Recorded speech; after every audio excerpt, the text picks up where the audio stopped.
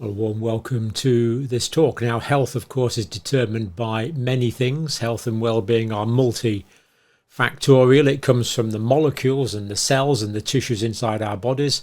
But there's also top-down effects from governments and indeed from supranational organisations. Who knows, there might be people out there that want to control what we do in our lives. And we have to take account of this. And we've talked to James Roguski, for example, a few times on this channel, who's very concerned about the World Health Organization new pandemic accords and the new things they've got in mind. And it looks like these are going to be passed fairly soon, we believe, by the current American administration. But it looks like the new administration is going to cancel them, is going to terminate them as soon as it comes into office, which is, of course, interesting. The new administration doesn't want to be exporting supplies from the United States to other governments. Who knows, that might be less responsible than the United States administrative authorities.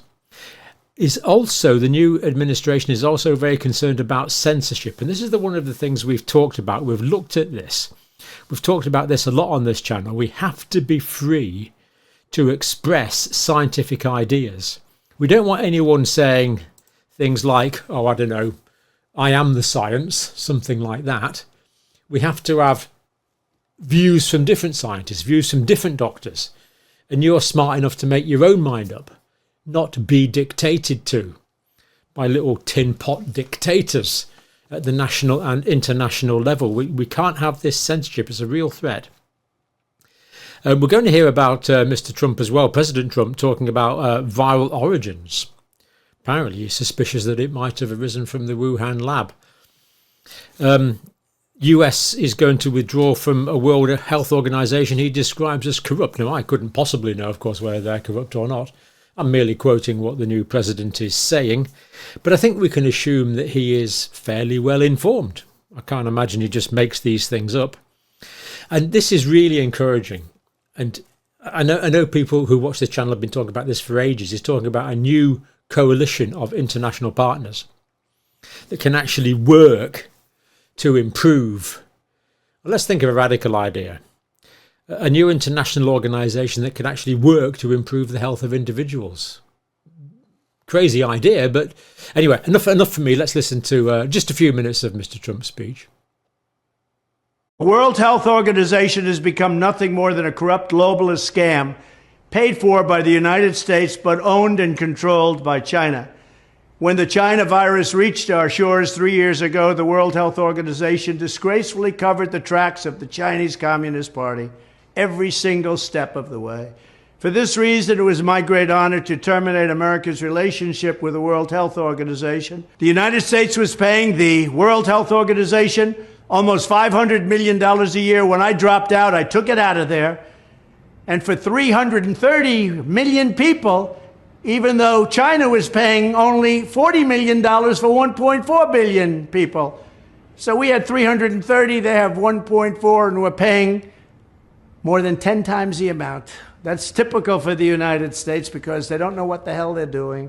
Unfortunately, crooked Joe Biden foolishly re-entered the World Health Organization at the full price and without any negotiations or reforms. And now Biden is pushing to bypass the United States Senate to enter a pandemic treaty that would surrender American sovereignty to the World Health Organization, again controlled by China.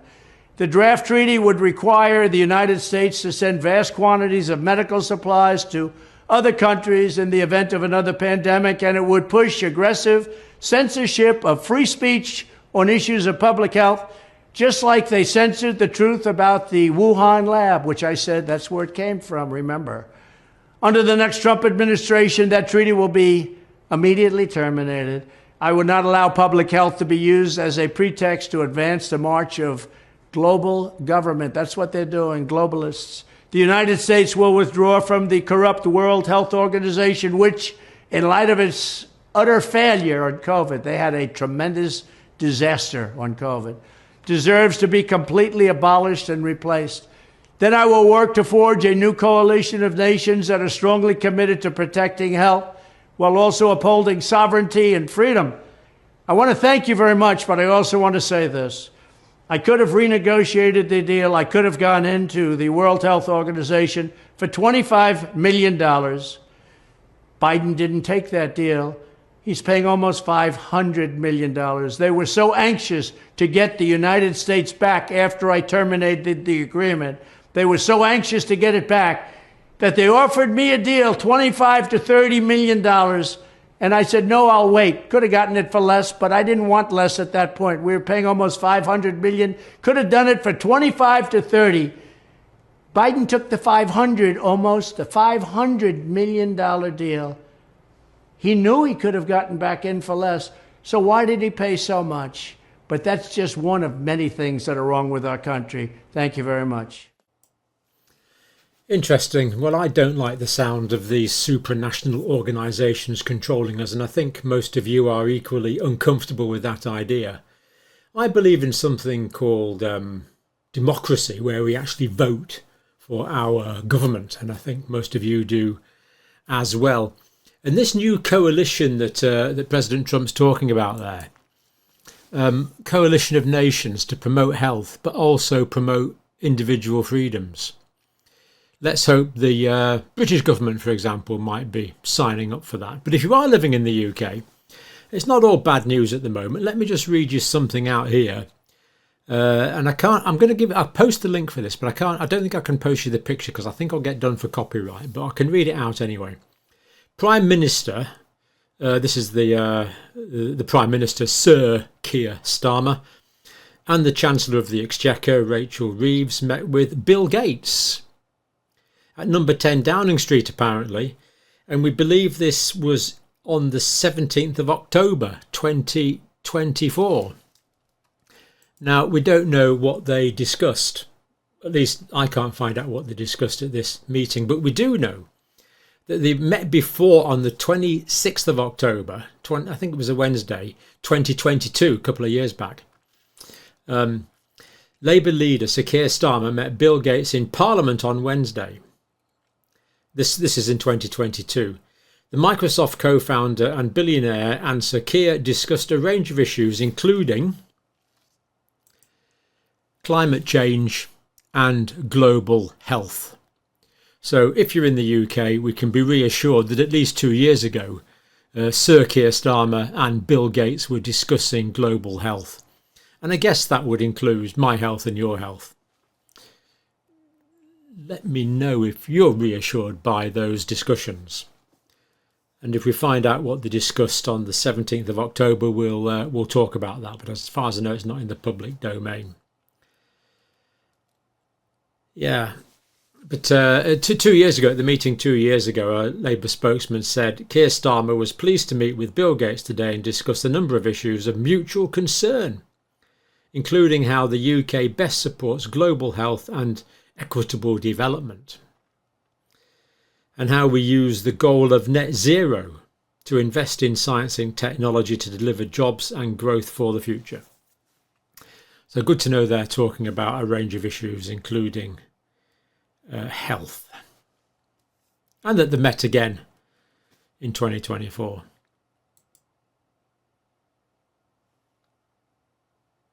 Let me know what you think. Are you comfortable with international powerful billionaires meeting up with the British Prime Minister and Chancellor of Exchequer in Downing Street? I have never been invited to a meeting in Downing Street, strangely enough. Maybe you haven't either. We'll leave that there. Let me know what you think. But good to be aware of a range of issues that are impacting health and well-being, I feel. Let me know what you think. But for now, thank you for watching.